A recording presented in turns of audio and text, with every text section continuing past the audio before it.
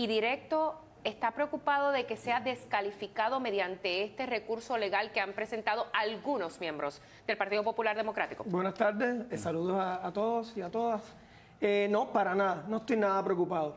El Movimiento Victoria Ciudadana, durante todo el proceso de la erradicación de candidaturas e incluso de la selección del método alterno, cumplió con todos los parámetros que exige la ley, el Código Electoral y los reglamentos aplicables de la Comisión. Así que aquí no hay nada por lo cual estar preocupado. El Código Electoral no decía, y le pregunto, el Código Electoral no es claro en que los aspirantes a candidato o aspirantes a primaria tienen que recoger endosos. Aunque usen el método alterno. Aunque utilicen el método alterno. No, el Código Electoral no hace ninguna referencia a la solicitud de endosos en su área de método alterno. Primero que todo, el Código Electoral le da a los partidos la opción de escoger si quieren seleccionar sus candidatos mediante primarias de ley, que son en junio, o un método alterno a la primaria, o sea, otra cosa.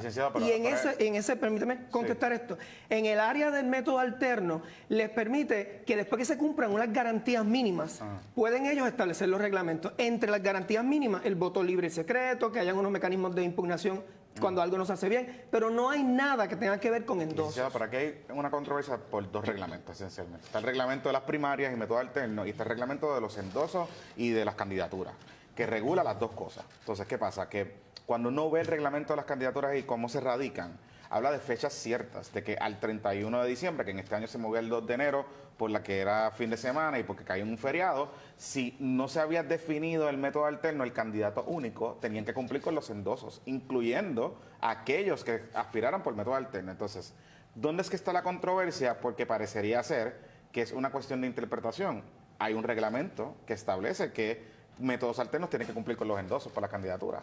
Hay un reglamento de primarias y métodos alternos, el cual tampoco hace referencia a ninguna endosos para métodos alternos. Ese es el reglamento general, ese es el reglamento operacional de la primaria. De la primaria y métodos alternos de la Comisión Estatal de Elecciones, aprobado por todos los comisionados. Ese fue el reglamento también que aplica y que le da la validez a los procesos internos y todo. Hay una hoja que ha estado circulando de un documento que parecería ser un reglamento, que tiene un lenguaje que es lo que tú estás refiriéndote, pero eso...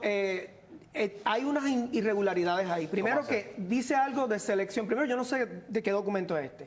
Y habla de que se tienen que seleccionar los candidatos únicos por método alterno. Eso es un poco de disparate, porque tú no puedes... El método alterno es precisamente para seleccionar candidatos. Pero eso no fue lo que hizo el PIB, por ejemplo, que hizo la asamblea distritales, hizo la Asamblea Nacional, seleccionó sus candidatos y los presentó a la Comisión Estatal de Elecciones. El PIB escogió como un método alterno.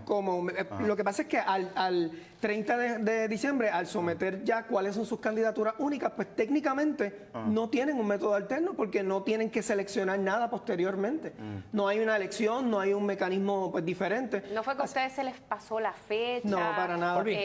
El reglamento, para que estemos claros, es el reglamento para la erradicación de candidaturas de los partidos políticos y candidaturas independientes del 15 de junio del 2023. O sea, es un documento público, es un reglamento que todos los partidos, está en la comisión, que todos los partidos tendrían que tener acceso a él. Ustedes no vieron ese lenguaje, la fecha que establece, no se hicieron el cuestionamiento al interior de la colectividad sobre si efectivamente un proceso alterno de selección de candidatos después de la fecha del 30 de diciembre cumplía con lo que establece este reglamento. Y plantearía yo, incluso con lo que establece el Código Electoral del 2020.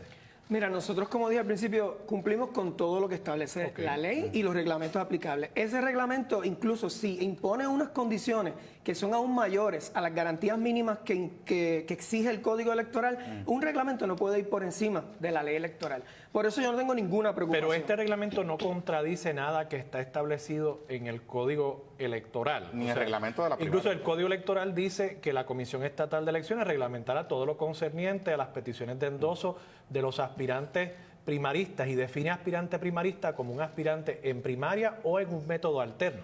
No está definido así. Sí, no. Tengo la definición aquí, si quieres te la puedo leer. Pero si tú te fijas en el código, cada vez que habla de primarias, utiliza aspirantes primaristas. Eso, en la sección de método alterno habla de aspirantes. Por eso, aspirante o aspirante primarista está definido en el inciso 8 del artículo 2 específicamente de la misma manera como si fueran términos Y aplicarlo. intercambiables. No, pero en la interpretación de las definiciones, por alguna razón los pone de forma distinta. Pero- y si en la sección, en el código electoral, que es lo principal, y si hay un reglamento que conflige con eso, la ley electoral es la que va a aplicar.